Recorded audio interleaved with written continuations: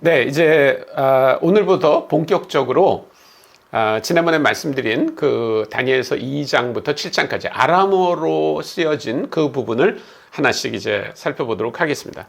자, 느부갓네살 왕이 다니엘과 그의 친구들을 바벨론으로 이제 데려갔습니다.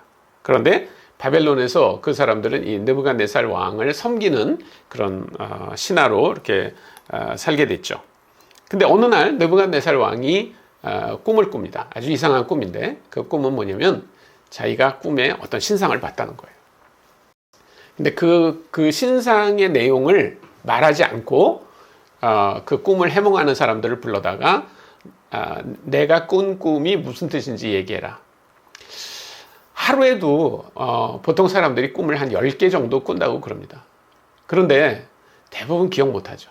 저도 잘 기억 못하는데 기억이 나는 꿈이 있어요. 아마 이 꿈도 느부갓네살 왕이 잊어버릴 수 없을 만큼 굉장히 인상적인 그런 꿈이었을 거예요. 그 꿈을 아무리 지우려도 지울 수 없기 때문에 이 꿈을 통해서 뭔가 어떤 신이 나에게 뭔가를 계시할 거라는 생각을 했던 것 같아요. 그래서 그 꿈의 뜻을 알고 싶었어요. 그런데 이 술사들에게는 그 꿈을 얘기하지 않고 내가 무슨 꿈을 꿨고 그 꿈이 무엇인지를 얘기해라 이렇게 얘기했어요. 아니 그럴 수 있는 사람이 누가 있습니까? 그래서 술사들이 얘기합니다. 아니 왕이시여, 그런 왕은 한 명도 없었습니다. 모든 왕의 꿈을 우리가 해몽해 드릴 때 왕이 자기가 꾼 꿈을 이야기하면 우리가 그 꿈이 뭐라는 걸 얘기했지, 왕이 어제 이런 꿈을 꾸셨습니다, 근데 그 꿈의 내용은 이런 겁니다 라고 말한 일은 없었습니다 이렇게 얘기해요. 그러자 느부갓네살 왕이 화가 나가지고 너희들이 실력이 없어서 그런 거라고 다 죽이겠다고 얘기합니다. 그 가운데 누가 들어가 있냐면 다니엘이 들어가 있었어요.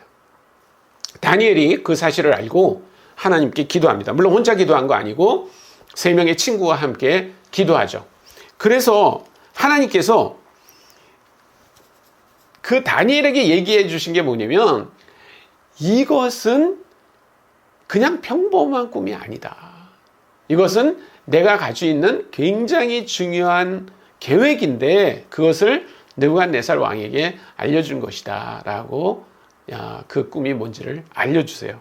근데 여기 22절에 보면 이렇게 나와 있습니다. 그는 깊고 은밀한 일을 나타내시고 어두운 데 있는 것을 아시며 또 빛이 그와 함께 있도다. 하나님은 깊고 은밀한 일을 나타내시는 분이다. 그러니까 느부갓네살 왕이 꾼 그 꿈이 바로 하나님이 알려주려고 하는 깊고 은밀한 일이었다는 거예요. 그게 바로 다니엘서가 1장부터 12장까지 히브리어로 써 있지만 중간에 2장부터 7장까지가 아람어로 써 있는 굉장히 중요한 이유이기도 한 것입니다. 그래서 이제 다니엘이 느부갓네살 왕에게 가서 당신이 꾼 꿈이 이겁니다라고 얘기해요. 여러분, 그렇다면 느부갓네살 왕 입장에서는 다니엘이 꿈을 해몽한 거에 대해서 얼마나 신뢰를 갖겠어요. 그러니까 아마 그것이 다니엘이 꿈을 해몽할 때 아마 그 느부갓네살 왕이 가졌던 그런 신뢰일 거라고 저는 생각을 합니다. 자, 다니엘이 이 꿈을 이제 해석을 해주는데 이렇게 꿈을 해석해 줍니다.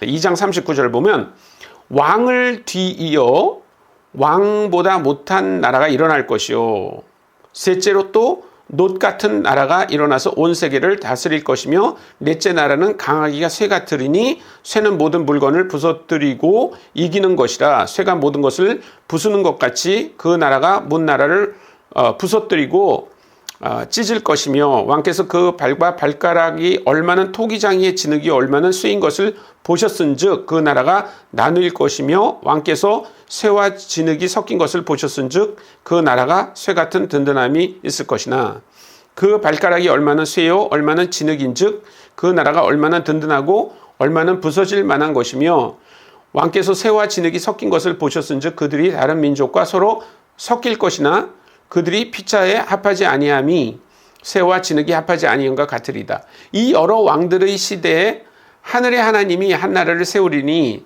이것은 영원히 망하지도 아니할 것이요 그 국권이 다른 백성에게로 돌아가지도 아니할 것이요 도리어 이 모든 나라를 쳐서 멸망시키고 영원히 설 것이라. 여러분, 이 느부갓네살 왕의 그 바벨론 왕국은 어마어마한 나라였습니다. 그 전에 이런 나라가 없었어요. 그런데 그 나라가 없어지고 다른 제국이 일어나고 또 셋째 나라가 일어나고 넷째 나라가 일어나는데 그 넷째 나라가 있을 그 시기에 하나님이 돌멩이로 시작하는 하나님의 나라를 시작하게 하실 것이라는 얘기예요. 이게 얼마나 놀랍습니까? 여러분, 그 성경은 이미 이것을 우리에게 힌트로 얘기하죠. 뭡니까? 첫째 파트, 금으로 되어 있는 파트는 당신의 나라입니다 라고 얘기했어요. 느부갓네살 왕이 통치하는 나라, 즉 어디예요? 바벨론이죠. 여러분이 아마 지도를 보시면 알겠지만 이 바벨론이라고 하는 나라는 그 당시에 어마어마한 지역입니다. 지금 아마 우리가 얘기한다면 이라크와 그 다음에 이란의 일부, 그 다음에 이쪽 터키, 그 다음에 시리아, 그 다음에 이쪽 이집트에 이르는, 그리고 사우디아라비아의 일부를 이루는 아주 광대한 영토를 가진 그런 나라였습니다. 그런데 이 나라가 다른 나라에 의해서 지배를 받게 될 것이라는 거예요. 근데 그 나라가 어디입니까? 페르시아죠. 페르시아. 그래서 그 페르시아가 바벨론을 무너뜨리게 되는데 그 지도에 여러분이 나오는 것처럼 이 페르시아는 원래 작은 나라였습니다. 이렇게 메디아 아래. 근데 이 페르시아가 메디아를 침략해서 이제 하나로 합병하고요. 다시 이 바벨로니아 지역에 해당하는 거, 그 다음에 이집트와 이쪽을 전부 석권하는 아주 더 강력한 나라가 바로 페르시아입니다. 그리고 그 다음 지도에 보이는 것은 헬라 제국인데요. 여러분이 아시는 것처럼 이 헬라 제국은 누구에 의해서 만들어지냐면 이 마게도니아라고 하는 아주 그리스 북쪽에 있던 조그만 나라의 왕 알렉산더 왕에 의해서 이렇게 만들어집니다. 알렉산더 대왕이 20대 때 이렇게 10년 동안 정복 전쟁을 일으켜가지고 이렇게 어마어마한 나라를 차지하게 됩니다. 그런데 알렉산더 대왕이 죽자 이 헬라 제국은 4개의 나라로 나눠집니다. 여기 셀류쿠스라고 하는 왕국과 그 다음에 이집트를 중심으로 하는 그 프톨레미 왕국, 그 다음에 이제 여러 왕국으로 나뉘어지는데 결국 이 2개 나라 셀류쿠스 왕국과 그 다음에 프톨레미 왕국에 의해서 이 두 나라가 이제 계속 갈등을 일으킵니다. 그러다가 나중에 등장하는 로마 제국에 의해서 이렇게 전부 다 통일이 돼버리고 이 로마 제국의 첫 번째 황제인 가이사 아구스토가 황제로 통치하고 있을 때 예수님이 탄생하시고 그리고 그로부터 시작되는 그 나라가 온 세계를 지배하게 됩니다. 보십시오. 지금 제가 지도로 보여드렸는데 지금은 그 북미, 남미, 그 다음에 유럽, 그리고 아프리카, 오세아니아, 아시아 이쪽을 아주 전부 그 기독교가 전파되어서 기독교는 오늘날 전 세계에서 가장 많은 인구를 가진 그런 종교가 됐습니다. 이 꿈은 결국 이루어진 거고 하나님께서 이것을 느부갓네살 왕의 꿈을 통해서 알려주셨어요. 근데 중요한 것은 뭐냐면 이 이야기를 믿고 있었던 그 다니엘의 친구들, 그리고 다니엘이 이 일이 일어날 것을 기대하고 살았다는 겁니다. 그렇기 때문에 나중에 이제 3장에서 다니엘의 세 친구들이 고난을 받고 또 6장에서 다니엘이 고난을 받고 그렇지만 그러나 그것을 이길 수 있는 힘이 있었어요. 근거가 있었어요. 그게 바로 뭐냐면 하나님의 깊고 은밀한 일이 무엇인가를 알았다는 겁니다. 우리도 마찬가지죠. 우리가 그리스도인으로서 여러 가지 세상에 살면서 어려움을 당하잖아요. 근데 그럼에도 불구하고 우리가 그것을 넉넉히 이기는 것은 그냥 단순히 우리가 뭐 이렇게 행복하게 하나님이 우리에게 뭐 이렇게 물질적으로 축복해 주시고 그러기 때문에 그것을 기뻐하고 그렇게 하는 게 아니라 결국 하나님이 갖고 계셨던 그 원대한 계획, 2500년 전에 다니엘이 해석해 준 그 꿈이 지금도 전 세계에서 이루어지고 있다고 하는 사실이 우리를 행복하게 하는 거죠. 그런 면에서 계속 말씀드리지만 다니엘서는 선교적인 책이라고 말할 수 있어요. 선교가 뭡니까? 하나님을 알지 못하던 이방 민족들이 하나님을 알고 그분을 경배하게 되는 거잖아요.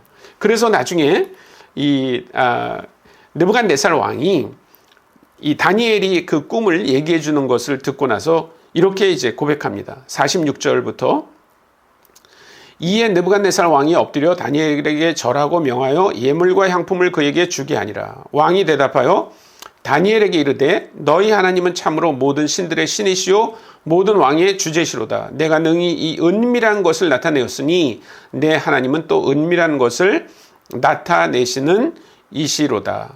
왕이 이에 다니엘을 높여 귀한 선물을 많이 주며 그를 세워 바벨론 온 지방을 다스리게 하며 또 바벨론의 모든 지혜자의 어른을 삼았으며 왕이 또 다니엘의 요구대로 사드락과 메삭과 아벳느고를 세워 바벨론 지방의 일을 다스리게 하였고 다니엘은 왕궁에 있었더라. 그러니까 우리가 여기서 아주 주목해야 될 게 뭐냐면 결국 다니엘을 통해서 느부갓네살 왕과 그 바벨론에 있는 사람들이 하나님이 어떤 분인가 얼마나 위대한 분인가를 깨닫게 된다고 하는 것입니다. 계속 또 이어서 나머지 3장부터 다른 장들을 또 우리가 선교적으로 한번 보도록 하겠습니다. 감사합니다.